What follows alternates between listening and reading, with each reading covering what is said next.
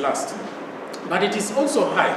Why? So many religious groups are actually flourishing and multiplying, including the Turkish-sponsored mosque building projects, both in Kitgum, Bulu. There, we begin to see many mosques in northern Uganda. You will never see, actually it's one of the lowest area with Muslims.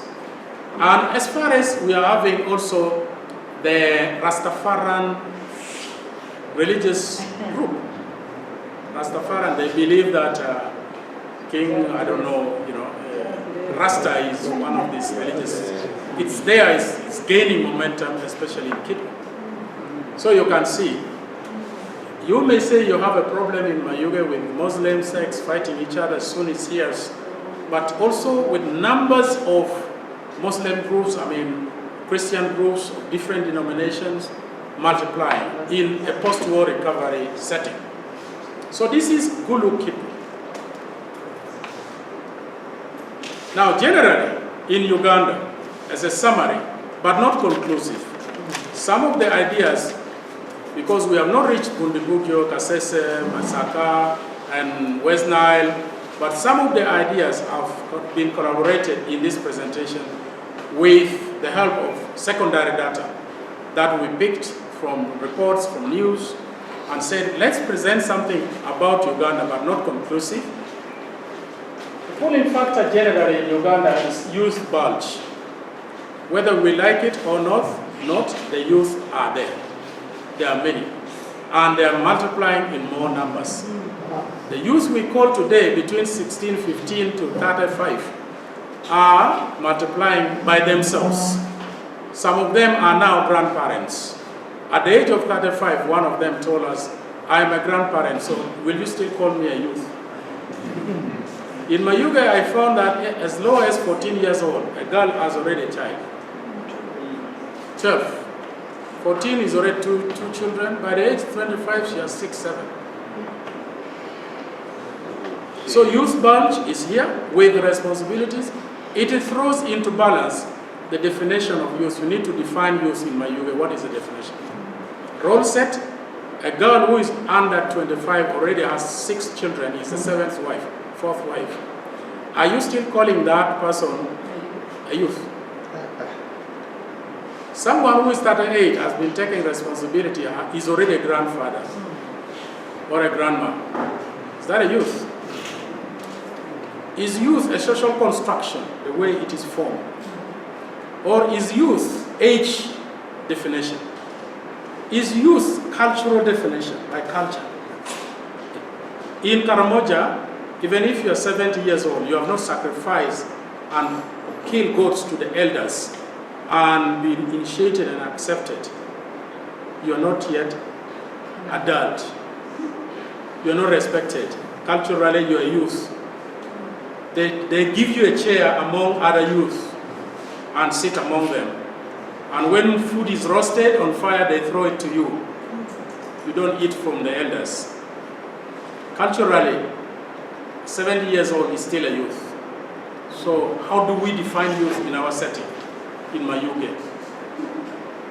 Economically, somebody who is a youth has money. He is only 25 years old. He's rich. And he is giving projects to everybody, and they call him Muzee. Yes, sir. Yes, Muzee. Yes. He's 25 years old. So economically, how do we define youth? Socially, how do we define youth? Culturally, age-wise. So it is in the context of the society that we live in.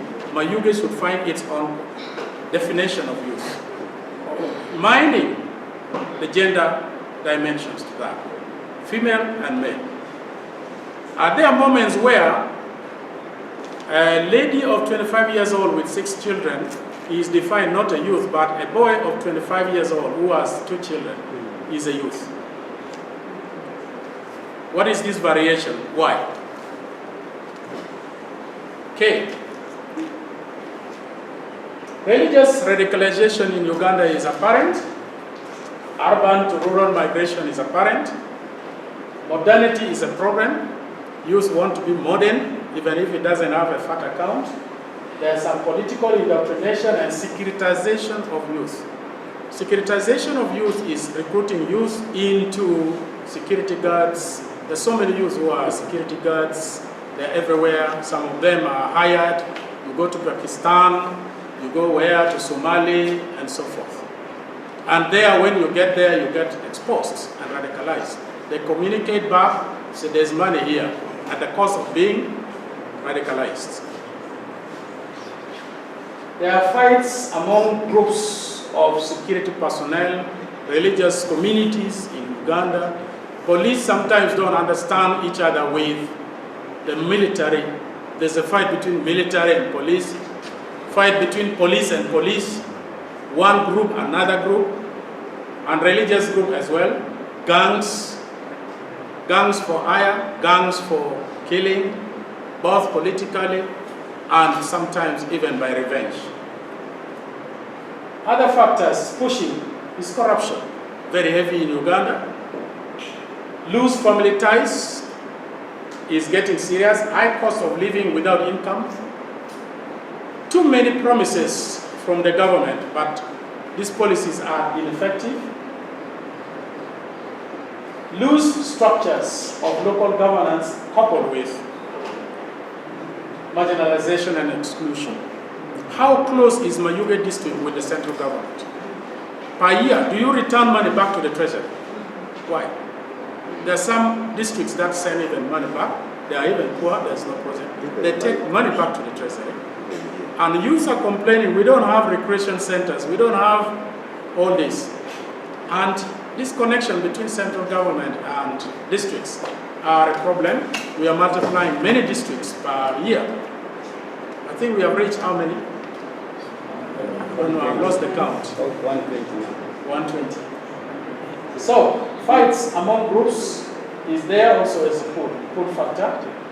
Other issues are youth are employed as security guards, I mentioned, by companies or hired to go out during all this in variable levels of development amongst IGAD member states. This is coming mainly from policymakers who know what IGAD does. Member states of IGAD have different approaches to dealing with violent extremism and youth. Until maybe this center may coordinate, we still don't know. Again, youth have different choices of occupation. I mentioned this. We expect youth to be farmers. Youth expect themselves to be application developers and become like Steve Jobs and the Facebook director and Google director who sits and program and then they buy your application and you can work in your house in the night, midnight. You don't have offices, you don't need neckties, you can only work with even towels around you and you sit and do your job and get your money on your phone. You don't need an office. We are thinking youth should go, study, get a degree, and get a job, or be farmers. It's different perceptions. We need to understand that. There are some issues between poor civil-military relations in the country. Western Uganda have very poor civil-military relations. In northern Uganda as well. I don't know Mayuge, but other areas have very poor civil-military relations. Even police-civil relations. Police, military, and civilian relations are sometimes poor in certain areas. What goes to IGAD, the structure of IGAD to deal with some of the issues we have today is either dealt with East African Community or COMESA or IGAD. So what suits COMESA may be economic development issues, I go to COMESA. What suits peace and security, terrorism, and form AMISOM, I go to IGAD. And this is Uganda with participation in all these organizations. This can bring confusion. Some of the pushing factors are lack of linkages between central government and local government. I mentioned that. Poor provision of security from IGAD member states, especially like, for example, Uganda decided to go to South Sudan to provide security, but other countries did not do that. And yet we have a problem at home. There are so many different land policies in Uganda and it's bringing problem. There are resource allocation to youth. For example, creation centers is not being implemented properly. The youth agree that there are resources for them, but they don't see that money coming to them. Not all youth have some same problems. Some youth are more better than others, so we should not generalize all the youth. As I mentioned, some 25-year-old is a millionaire, he is called Muse. And the other is 30, he has nothing, he is not listened to. So we should not generalize. This is what we found in Uganda in general. As I said, it is not conclusive. Unemployment is the highest in Uganda among the youth. Poverty, corruption, political ideologies, migration, religious ideologies, and climate change in that order. So what are some of the policies that we have today? The policy problems we have. Number one, youth are not aware of youth policies. If they are, they are not included. Policies are heavily top-down. It's coming from top to down. They are not homegrown, consulted from the ground, come here and design the youth policy from here, in the context of Mayuge. And lack of policies on returnees and poor integration of returnees. If there are people who have come back from radicalized groups, how do we integrate them back to the society? Is there any policy that we use, or we just say, identify the child with the parents and then leave them now to continue with their life? What policies are there? Is missing. There's some UN policies are now being domesticated in Uganda, and Olua has mentioned that. The Uganda strategy plan is in place. It also borrows some chapters from the UN. Uganda National Youth Policy on PCVE is unclear, and it is driven by some elites. The policies are there, but not populated. The government should come down to local governments, and local governments should go to sub-counties. Sub-counties should go to the villages and populate this youth policy and let the youth understand. Resources are lacking to implement policies. Gendered policies on violent extremism must move from norm setting to norm implementation. There's too much norms being set up, but it is not being implemented. Girl-child education must include boys as well. Too much emphasis on girl-child may lead to boys feeling they are being neglected. So, if there is any training, capacity building of these youth, should be both boys and girls. There must be broad-based implementing actors in violent extremism. Broad-based, holistic, from the village, family, individual level, all the way up to government level. Religious groups, broad-based, agriculturalists, businessmen, this thing is there, it affects, and it is for real. So everybody must be involved. So what has worked for Uganda today, so far? For Uganda, security apparatus is actually strong. And it is able to collect intelligence and detect early warnings. And in some cases, since after the bombing of Chadondo, ground and in Kabalagala, this strong security intelligence network has really helped, and there has been some quick response from the government. It works. Maybe not entirely, but it works.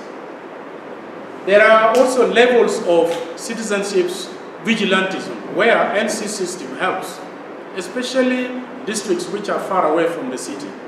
They are able to detect whoever is new in the district, new in the family, new in the village, and there's some kind of sense that communities are able to report such people, and it helps the security. So ability of citizens to report suspicious people and cases is there and high in Uganda. Then we have the judiciary, weak as they are, or corrupt probably as they are actually trying some of these people. I'm not talking of Lena. Yes, but there are trials about these people. Some of them are released. Some of them are put in prison. In some countries, in some areas, you probably don't hear this. So the judiciary also works. Okay, I want to mention something that the development of youth is believed that will reduce crimes. But this is UNDP approach. They believe that if you develop youth, they have assets. They don't have the reason to go and join subversive groups. What does not work for Uganda, and it has not worked properly? What does not work for Uganda, if you continue to exclude youth, it will not work. Promise you. Continue excluding youth, it will not work. The youth are there, it's a reality, it's a bunch. As long as we continue excluding them, you are inviting more problems. So youth will always find their own ways of socializing, of getting money from the rich, even if it means jumping over the fence, poisoning a dog which is supposed to prevent them from breaking in, they will do it. So it does not work if you exclude the youth. Policy orientation which is top down and excludes youth does not work. It remains at the policy, but without implementation. So it is better to make this policy as much as inclusive so that youth are involved in the design from the grassroots level to the implementation and even evaluation. As long as socio-economic development is only targeting a few group of people, the richer are getting richer and richer and richer, and there are fewer and fewer. The poorer are getting more poorer and poorer, even being born in a poor environment and getting poorer and poorer. So the poor, the younger, that bulge is exploding. It will not work for Uganda. Now, many people believe that in order to solve some of these issues, we should educate our children. However, building the capacities and skills of the youth is being done by technical means, but it has not also helped the youth. So maybe others are suggesting, yes, allow the youth to make trips and visits. The youth of Mayuge organize themselves. They are doing these activities. Go and meet youth of Karamoja and youth of Kabale and exchange views. Maybe they can learn from one another. The implication is very simple. In Uganda has implicated itself and increased its own problem by getting involved in Somalia. This resulted into the bombing. Many people also believe that Uganda is interfering too much into neighboring countries. South Sudan, IDRC, Somalia. How can we sustain this in the future? Do we need to be involved in all this, and yet our homes also need to be cleaned? If it is okay, fine, but what are the implications in the long term? Many believe that communication and coordination needs to be improved, because the military and the police are not sometimes talking to one another. The sharing of intelligence sometimes is not there. And cross-border issues, South Sudan, they just cross with guns and it is not checked properly. And those issues need to be dealt with. Citizenship, refugees who are now in Uganda, they are assimilated into the society. They obtain national ID cards, even passports. They claim to be citizens in this country. Migration has to be checked and controlled. Last but not least, there's increasing poverty gap between the haves and the have-not. I've mentioned that. So poverty is widening the scope of the society in Uganda, and yet the population is increasing. So the quality of education is very poor in Uganda, especially in government schools, right? And most youth who graduate, they do not study skills. They study to pass exams. Even if they're given a task to write a small report, give me a small report, they cannot write a report. This is a graduate, and it's a fact in Uganda. So with this, my dear friends, ladies and gentlemen, I want to end this presentation to you. I'm sure I have really gone very fast, and some of you are over congested with the ideas that we have brought to you. But this is partly our finding that we corroborated and put them together. There's so many narratives to all these few snapshots that I've given you. So if you have any question, please, it has gone at the time that I have any question, or you have additions and contributions, and any place to be, anything to be further researched and put into perspective, please, this is the time. Thank you so much. Passport. You find many young people there are yearning for passport, and they are going for job abroad.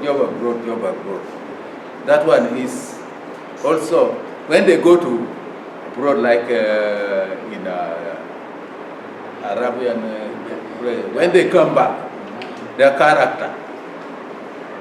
A scenario was seen where some of our army officers who went to Somalia, they came back and they became very violent and killed many people in shooting. That one, maybe the exposure there, you cannot rule it completely out. And you raise the issue of the youth education. What is the curriculum are we training this youth of ours? You have seen in most of our hospitality industries that the level of service delivery does not reflect the training. How is it leading to violence? Because some people who have better training will now come to get these jobs. And this will say, we are born here, but now we are being denied the jobs. They will eventually become violent in that aspect. So the curriculum of the training of our education system should also be examined in the light of conflict or violence. In regional affairs, I think we should also look at the benefits and the disadvantages. For example, the war in South Sudan. We had our people who were doing some businesses there, and the market now closed there. Some of the youth who were there riding border borders and doing what have you, they had now to run back here. So we want to think that if they were to have, if our neighbors have peace and we have good relationship where we can do business regionally there, for sure, we will also help reduce the violence here and that radicalization thinking. I think those are the areas where I was thinking of, and NGO dependency syndrome. NGO, especially for the North, there is donor distress as well. And why should we expect somebody, some taxpayers elsewhere, to come and address our problems here? We should now begin to think that instead of giving us the end product, show us how to get those things. So the NGOs which are proliferating in our areas should be those who will empower the people around, not the one who give us the end product. Because I saw sometimes back in Karamoja, you find NGOs, they're encouraging that situation to remain because it is providing them with jobs. And they're earning much more. I think sometimes back Mao said, much of the money which the NGOs, CSOs were taking to the North, they are flowing back. They eat much of it, and then they just smear you with a little. So, can we begin to see this without getting? Thank you for that. Maybe as I sit here, I would, the research can contribute to any questions that is being raised. I'm not sitting here at the hub to be facing fire alone. Lina and Trofena, Alemu, I hope we are all alert. Any question that comes, I want all of us to contribute to. So let's, can I chair this one? Okay. I will start probably with my left and go around like this. I encourage ladies also to really bring these issues. One of the things which is very important on all this is the gender issues. It's both sides, the gender dimension to this. So I'll start from number 1 here. Very much. All the protocols observed. Once again, I would like to introduce myself as Ahumuza Walter, representing the OC station, Prison Ikulwe. I have some 3 issues here to talk about. I'll begin by illiteracy levels here in Mayuge. The literacy levels are high. These ones, I would like to say that I have come across this from the numbers of prisoners that we receive from day 1 up to the end of the year. You'll find more than 95% are below P7 level. And that one, I think, it always makes them become the criminals, and of course criminality begins from there. Today is a chicken thief, tomorrow is going to be hired in something else. So I think also education, particularly here, the parents should improve, and the government policies should as well be brought here to enhance education in Mayuge. Then at the national level, the government policy. In fact, the government has failed in most cases to elect the local councils, more especially LOC1. Most of the leaders are there, they have hijacked powers. People in the villages have lost trust in them. Whatever hunger they are having, be it land issue, I say, they end up saying, I can't go to the LOC1 chairman that the one who elected died some time ago. The one who is there just put himself there. So you find the anger keep on building because the government has failed to rectify that issue. Then lastly, I would like to talk about the laws and the institution settings. You'll bear with me here. Like in Mayuge, we have high level of defilement cases. And these are boys of below 25 years. Very high. But now these defilement cases here, you find them are being mixed with other criminals, like robbers and whatever. So this person who was brought in prison on the issue of defilement, by the time he's finishing 7, 8, 15 years, he has got interaction with the robbers and other armed criminals, which make them lowered in other criminality that will cause danger to this country. So I would like to end by thanking this organization here for the research, and I would like to say that please, it is not yet enough. We beg you to continue. Thank you. I would like to say good afternoon to every member here. For me, I have two submissions to look at, or two points. That's on family and on education. That's parents and teachers. Because me, I strongly believe in life, if you don't know your beginning, then you shouldn't really worry about your end, because it may not really matter to you. All these things I've seen discussed here today are issues that are, if we would tailor-make policies that we can look at family, parenting, that's parenting, the whole concept of family, that's what they say, the white man always says that charity begins at home. Then the second thing is, let me finish with parents. If these parents, if parents can be there for their children, raise holistic children, we'll have then a group of youth who have integrity and are emotionally healthy.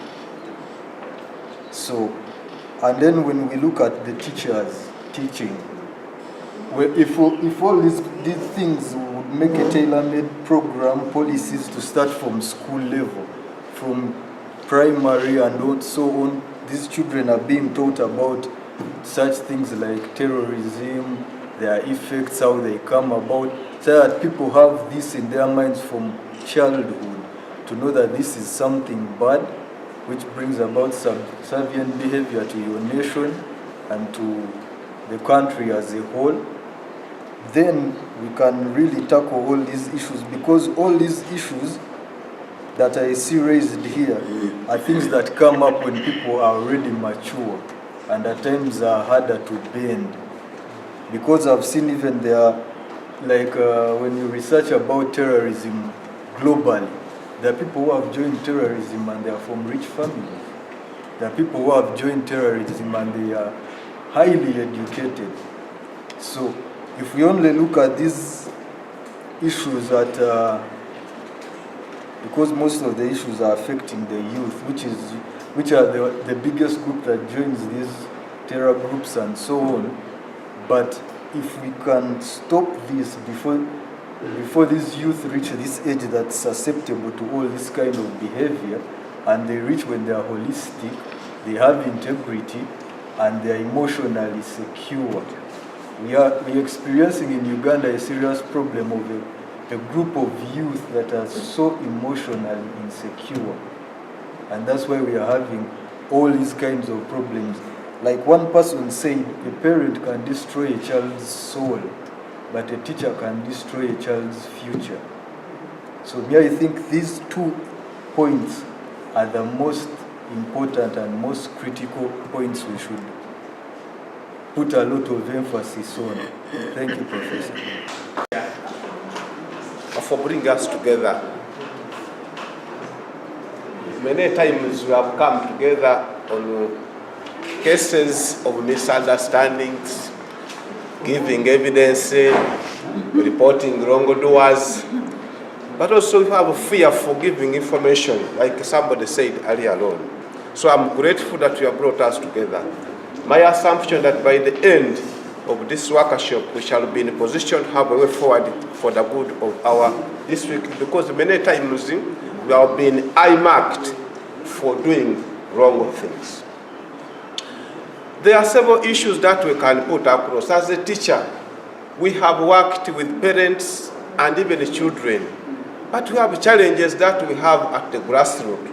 And one of them, for example, is the fear to give information, like I had said earlier on.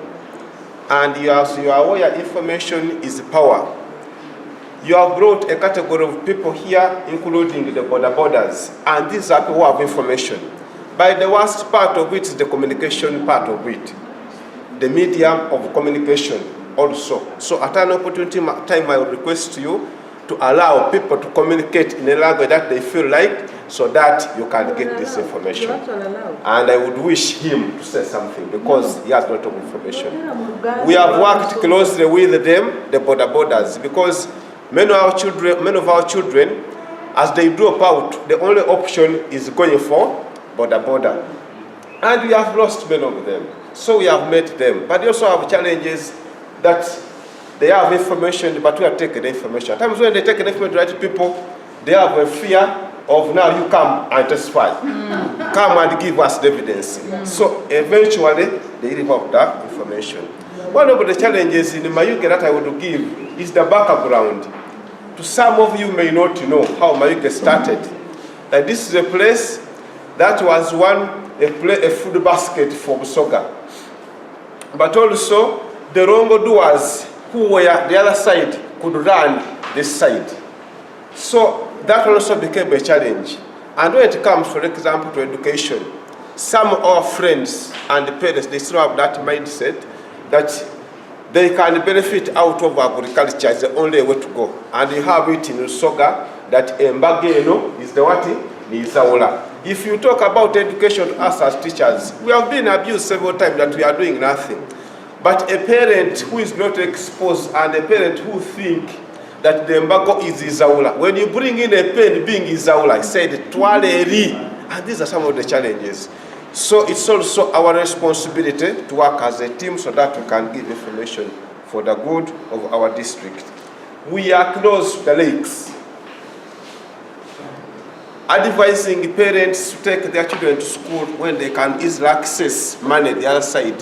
For them, they say, after all, I can survive without what? Without going to school. Me, I never went to school, but I'm surviving, and many of them are here. Those are some of the issues. Then the education part of it, we have children. Me, I did the specialist double main.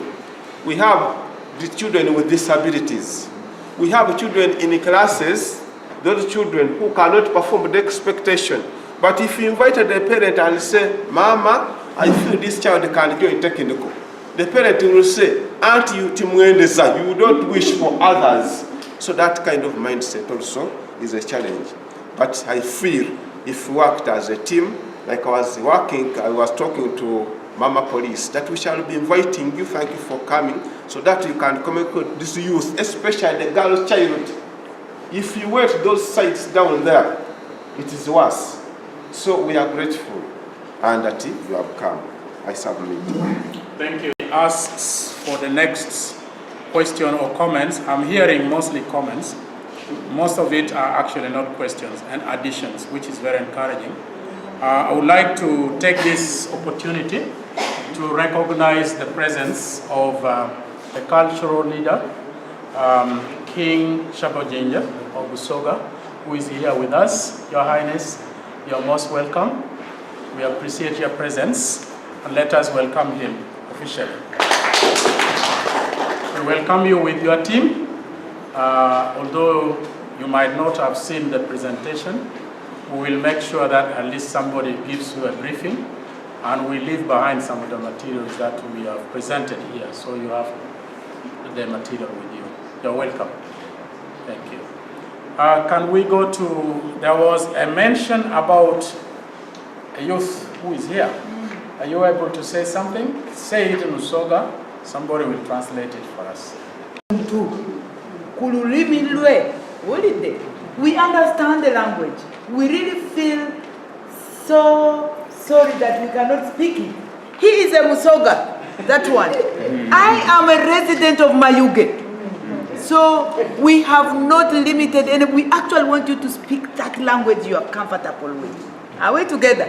Yogera mulusoga, olusoga. Omusaga. Timu igano. Olwomulimu gwe tuliku okulwanisa embeera y'ensi ey'obuyeekera amayinanize mu bwangu bwaffe chairperson wa bodaboda wa Mayuge district nenda okweyanza tiimu yaife esoboire okuyitayo tuli okusobola okweta abalala okusobola okulwanisa embeera eriwo ebigambo byogerwa byona byona aye ng'okusiyala n'okwenda okunonekeza tiimu y'abavubuka emirimu banange mama chairperson buli wano aye n'eside government sente degereza kyakiresa obuzibu nti abavubuka abalingansa okudifuna dona banaife bano abayamba sente okuditusa ku bantu bona balinga mu bantu tibaga bantu abekigwala kujja bajja kunda da family bantu banene sente bedijamu tidija mu mbeera kentufu kyakaleeta abavubuka baife okusigala ng'embeera mbi abantu basobola okwekozesa ne bava mu mbeera eyindi ensonga eyindi mu nsonga ya security tunazenga tugambagane mukulu diso ndowooza ne poliisi yaife tukolera galala yatwasobola okutambula nga tusomesa abantu mbadda mu DPC twasobola okuziyizaako mubintu bw'amateeka nibbana disi amawuli ago tekukwako inago tibubaire bw'amaani no mubavubuka ife aba bodaboda aye okusingala buvakayo mubavubuka abandi aye nga tugeziyizaako okola omulimu n'ensonga eyindi eriwo nti kyetwenda tuyambagane ku nti maama osishaidi aliwo omuyaka ife waife mpaka nebatuiba aye obuzibu tufunye maama kusaidi ya polisi tiri kuseera kubayiwa mpaka n'oli muyaka tiimu ebairewo kusaidi ya shaidi ebaire nga bwe tugema omwibi mazima nga ye nakulira abayi betu akagemaku batulema okunigiriza gano kale twabatwala buligo kabiri ebuligo ebatuyambye omulimu munene twasobola okuzuula n'ebipiki ebirayo eyindi ekakoze eki ekabuzi aye abayi byapuka tukubayize ne Mayuge tuyambe mu kunwezeemu okufayira abantu banigiriza awo basobola okutwalayo ki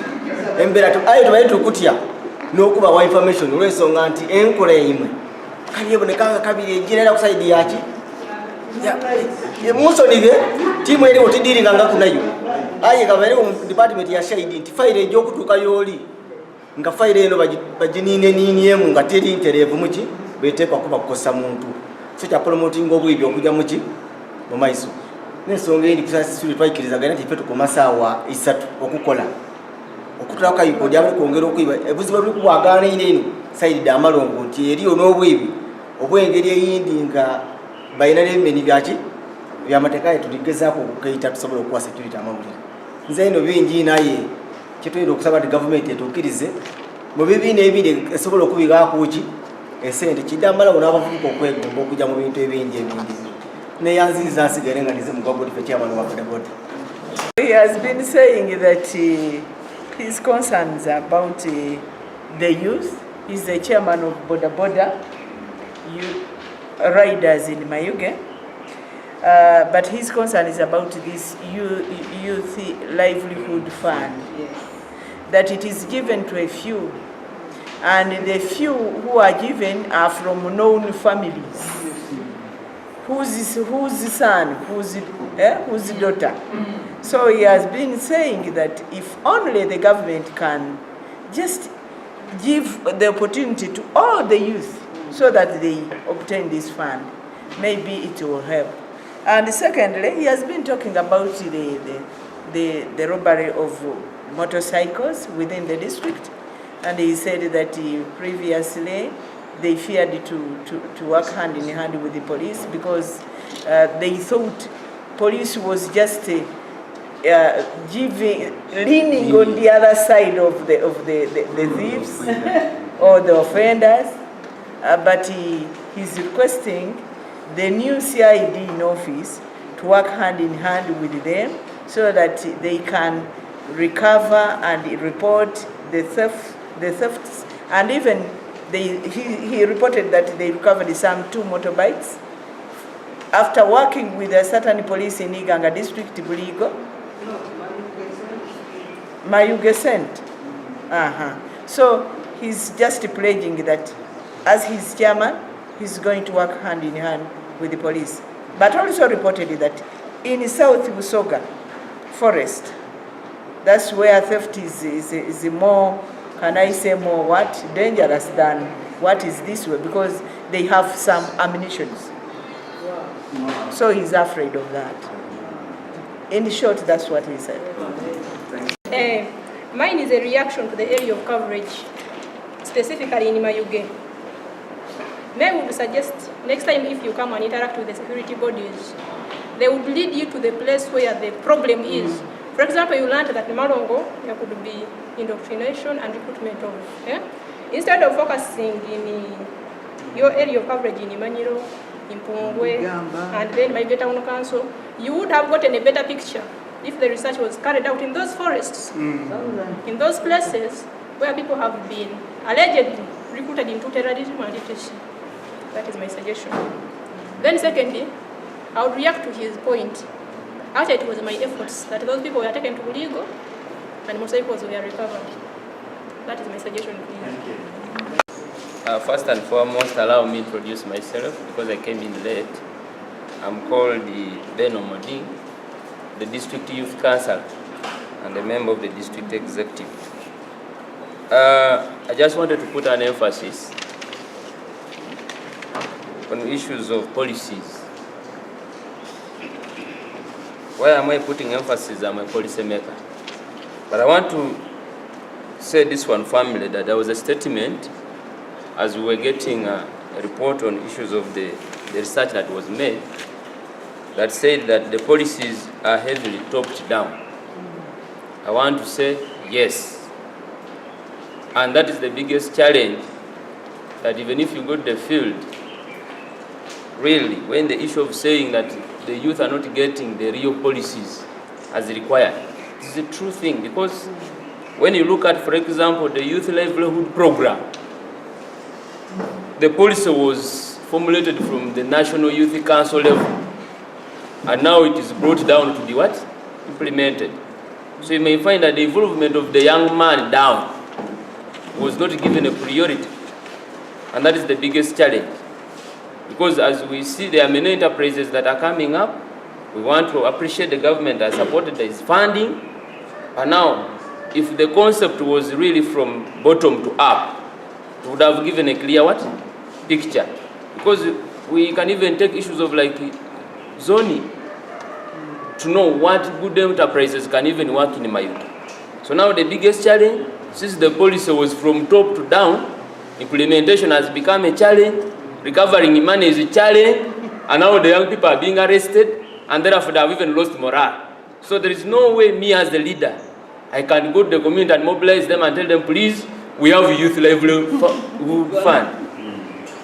How can I talk about youth livelihood fund when some of them are running even outside Uganda through the waters because they are being hunted because they have eaten government money, the loan they got from government. So at least there must be the government should really look at these issues pertaining the young people should really come down from the grassroots.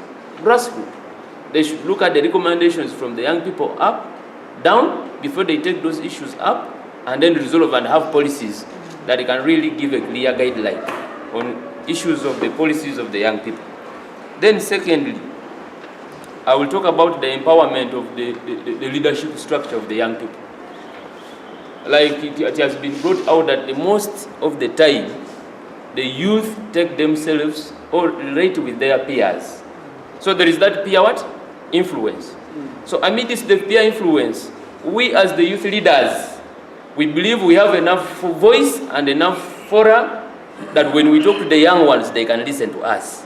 But if you are a leader and you are not empowered to do so, then how can you do it? Like for example, I'm a councillor who is representing the young people from Wandago to Jagus. Really, if I'm not empowered to really visit and know what is happening in every corner, will I be in position to do that? So it's like it will be almost a halfway the representation of what is required. And also we have the youth council at the district level, at the local government levels. But these youth councils are not really funded to really run the activities as it might have, as the way we expect it to be. Because as we know, there are many youth, they are redundant. That one I want to say yes. We could at least take their mind if they are unemployed with the issues of the co-curricular activities like sports, but because of the limited budget, because we are getting some grant from the government, which is a conditional grant, but some little money to handle the youth matters. If you find that it is very hard to begin organizing such, I could say, football galas, to begin emphasizing issues of developing talents, so that the young people could at least be busy somewhere, instead of being idle to think of another solution. So I really want to say there is really a need to begin funding the youth structures so that the fellow peers will get the rightful influence that can lead to development. Thank you so much.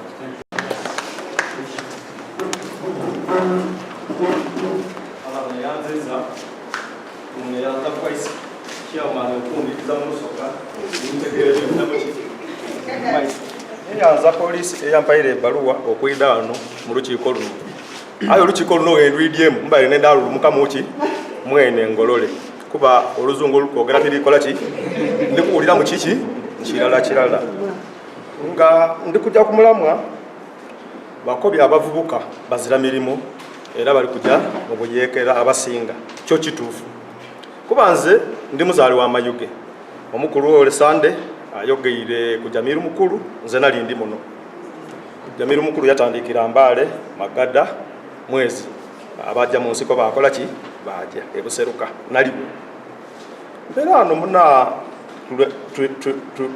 tuli mu kifo kino abavubuka abandi bafuna emirimu abandi tebafuna miki nga nze genkulembera mu itoda baliga abavubuka baki bangi aye abakaire tulibo baki batono emirimu miki mitono abavubuka abandi bafuna emirimu nibajjeeyo obaga bairewo okuko obusobi nga nze nina omuvubuka yajja mu poliisi ng'abaaga ensobi yakola ki eyayida aye baba abakulembeze abali Italy era nze kinkoze bulungi ajo wa president ng'ali ki ava kutuuka saawa eno abavubuka okubayizaayo ku mulimu lwona luki lutalo ate abavubuka baida tufuukire kiki ekizibu enkola eyo ya gavumenti tiki